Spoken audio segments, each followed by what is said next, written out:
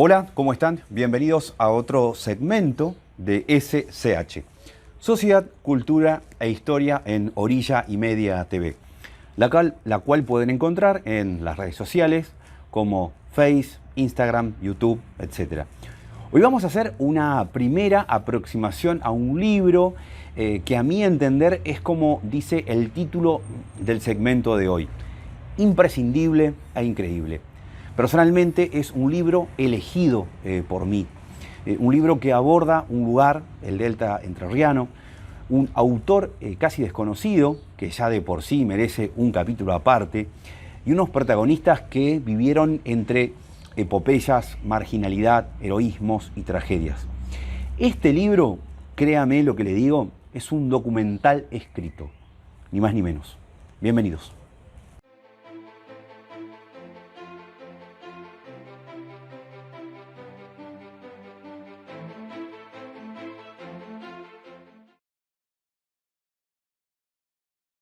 El lugar.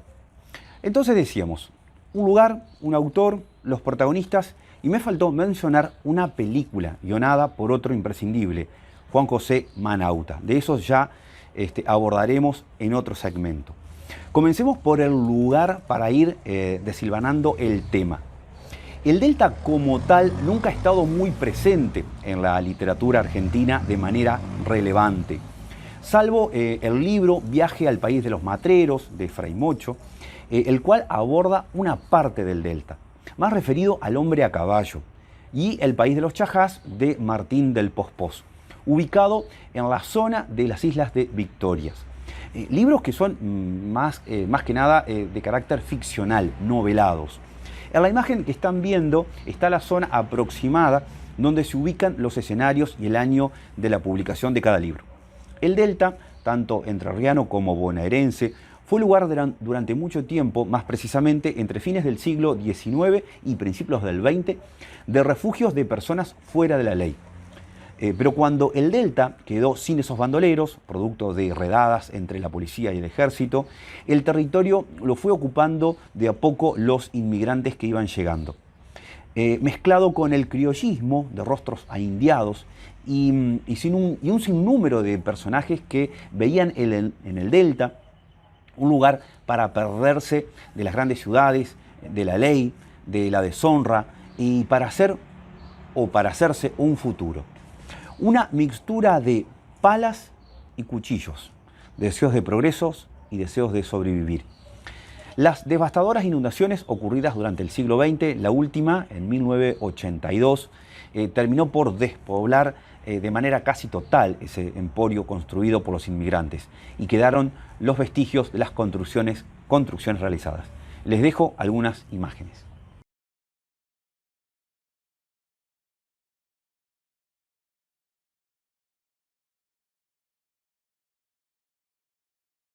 El autor. Bien, Liborio Justo escribió bajo el seudónimo de Lodobón Garra, por el mamífero marino parecido a una foca, el cual tiene enormes garras. Y Liborio se sintió muy identificado.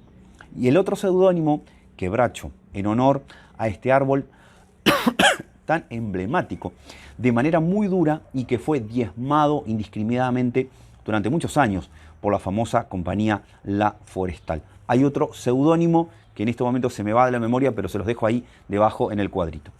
Liborio Justo era hijo de Agustín Pedro Justo, un militar que participó del golpe de Estado realizado a Hipólito Yrigoyen en 1930 y que fue presidente en 1932, ¿no? A partir de 1932, en lo que se llamó la década infame.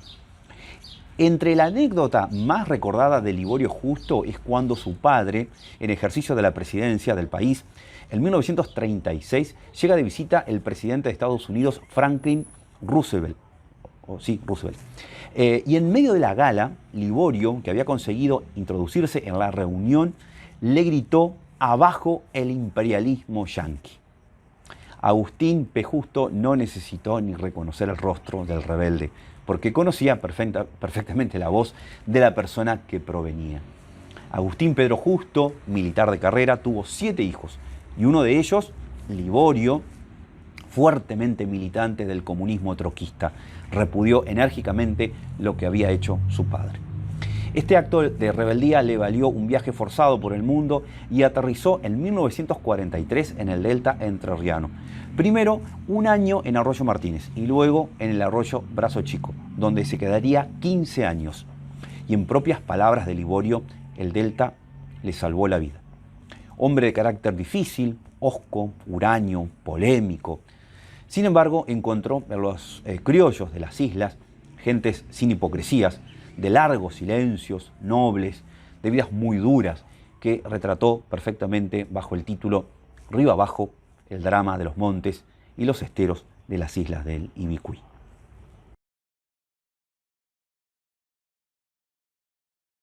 El libro. A la fecha consta de 5 ediciones. La primera, esta que tienen acá, si se puede ver, esta viejita, de editorial Anaconda, en 1955. Una cuarta edición de Ediciones 5, junto con Ediciones de las Islas, en 1994.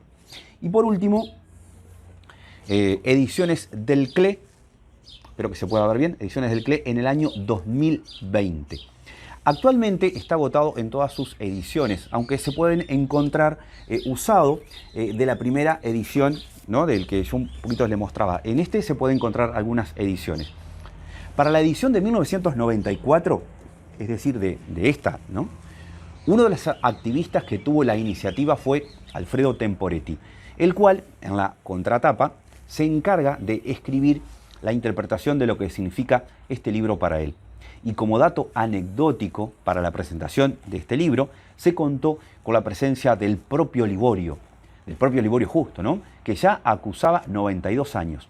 Y en propias palabras de Alfredo, continuaba con esa personalidad tan polémica y hosca que siempre lo caracterizó.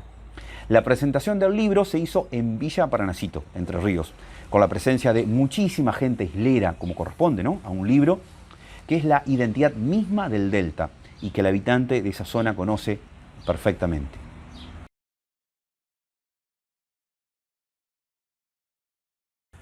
Sus protagonistas. Bien, adentrémonos en sus 21 capítulos, de los cuales 3 son ficciones inspiradas en el medio y el resto testimonios directos presenciados por Liborio o escuchados por él mismo en diferentes escenarios.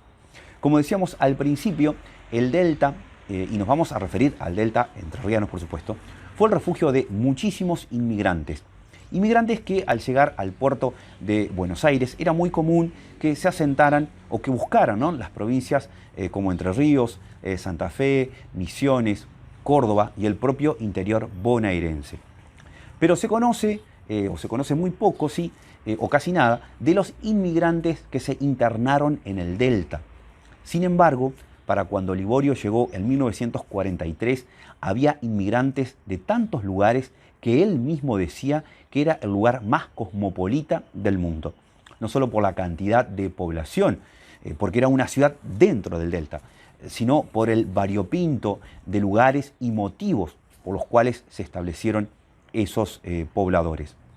Inmigrantes que, atraídos por el rumor de que eran tierras muy baratas, con un suelo fértil inmejorable, a 50 kilómetros de Buenos Aires, muchos ingresaron con su familia en el desconocimiento total y se encontraron con una vegetación exuberante, asfixiante, tremenda, con unos esteros que parecían mares y entre heroísmos, proezas, desesperación y un sacrificio extremo que solo un inmigrante puede tolerar, convivieron con esos criollos aindiados que solo tenían ranchos llenos de humo, un cuchillo bien afilado y las herramientas para cazar y pescar. Liborio tuvo más contacto con estos últimos. Los gringos. A los inmigrantes de los países ya conocidos, ¿no?, que vinieron, españoles, italianos, alemanes, se les debe agregar diferentes nacionalidades: franceses, gallegos, belgas, griegos, irlandeses, daneses, húngaros, portugueses, suizos, suecos, rusos, polacos, ingleses, judíos, yugoslavos, búlgaros, rumanos, letones, ucranianos, holandeses, austríacos, croatas, sirios, noruegos, luxemburgueses, árabes, turcos, armenios, sudamericanos, australianos, japoneses y algún filipino. Créame que lo que le estoy diciendo es así, textual. Y textualmente, Liborio dice perfectamente: esta corriente extranjera hizo de las islas del Ibicuy una de las zonas más cosmopolitas del país, por no decir del mundo. Asentada esa población sobre el medio salvaje y desamparado de las islas donde los escasos cazadores criollos vagaban a su albedrío como sus únicos dueños. Lo anegó totalmente, en pocos años cambiando su faz y contribuyendo a hacer de ella lo que son hoy en día, un emporio de plantaciones forestales. Vamos a leer entonces algunas de las historias de inmigrantes. Vamos a leer de el capítulo Gringos, lo siguiente.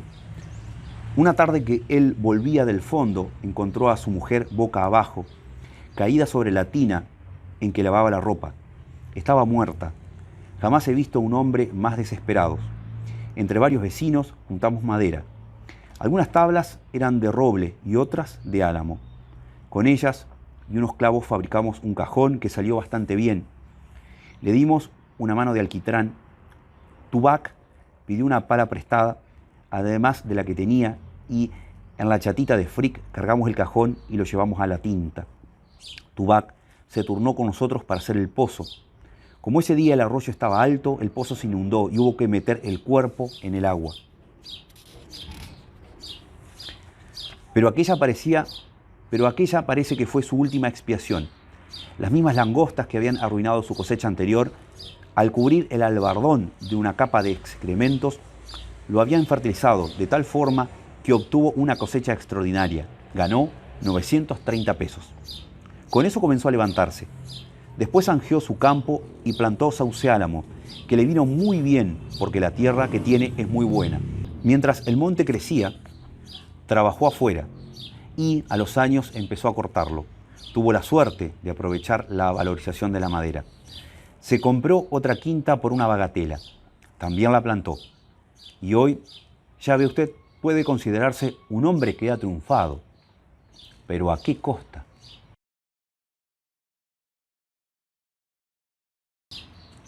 Los criollos. Muchos criollos que no tenían una familia que mantener seguían con la tradición de cazar y pescar para vivir, ¿no? Y otros, para mantener a su familia, aparte de esta actividad, hacían changas cortando sauce álamo de las plantaciones de los inmigrantes. Criollos y gringos nunca se mezclaban, tenían una convivencia forzada, podríamos decir. Además, Liborio trató de ser muy fiel en transcribir en su obra la fonética del habla característica del criollo nativo, sin alteraciones de la lengua autóctona. Un pasaje del capítulo La telaraña expresa una parte de la vida en el delta. Entonces, del capítulo La telaraña, una parte de la vida de estos criollos, ¿no? Allí Leandra era la misma trabajadora de siempre y seguía en su desapego por los hombres, pero a veces se detenía a pensar y su imaginación se trasladaba hacia aquel otro mundo que pretendía más allá del suyo y del que tenía un atisbo en las páginas de las revistas ilustradas de la ciudad que, traídas por algún chatero, llegaban ocasionalmente en sus manos, en las cuales veía mujeres gráciles y elegantes que casi le parecían un sueño. Alguna vez habló con su madre sobre un secreto anhelo de ir para colocarse a Gualeguaychú. Pero a los 15 años, ya gruesa, sin dientes, con 2 hijos, sin dinero y sin ropa, se sentía encadenada a su destino y sin poder desembarazarse de él, como esas mariposas de bellos colores que había visto tantas veces en el monte enredadas en las telarañas, las que, cuanto más esfuerzo hacían para poder volar, más quedaban aprisionadas y a disposición del animal de horribles patas que, al sentir los tirones, enseguida se presentaba a cobrar su presa. Finalizamos acá este primer análisis, el cual necesita sí o sí de varias partes para poder tomar dimensión de la obra de Liborio Justo. La descripción detallada con su flora, su fauna, las personas que lo habitaron y su cultura para tratar de dominar lo indomable, la naturaleza misma del delta. Muchas gracias y nos vemos el próximo miércoles.